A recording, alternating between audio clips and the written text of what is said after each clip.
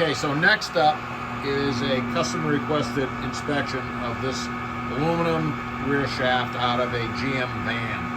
I don't know too much about the van other than the ask is this vibrating or what's going on with the van? There's a drivability complaint with it, and this is for one of my customers.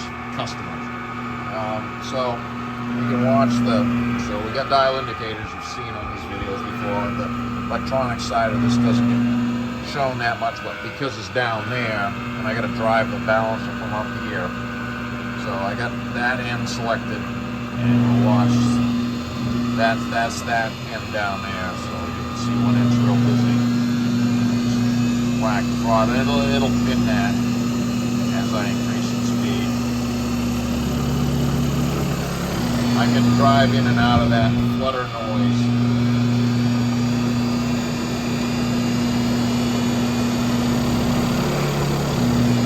I'm not going to let it dwell there.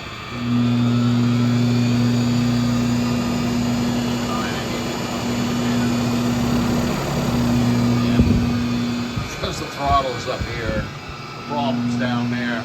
I'll just kind of get it close to that range. Go down there and look at it.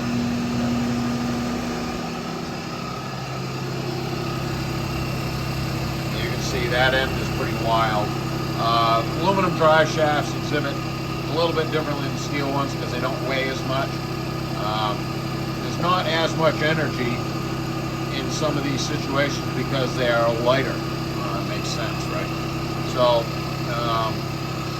but it is, all the action is down here at this axle end. I did have to clean this off. This was just covered with oil. So transmission seal leaking by maybe is one of the concerns because of the flutter. This had a U-joint change to it.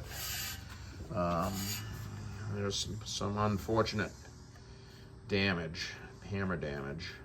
That's not supposed to be flat. Aluminum's difficult. You can't hit these things with hammers. There's a dent there. And it's flattened out there. So definitely a culprit right here. And you can see the performance of it is not the same as the other end. Greasable old style U-joint. This was a Saturday afternoon fix because they had a problem and it had to get fixed so they could continue to use it.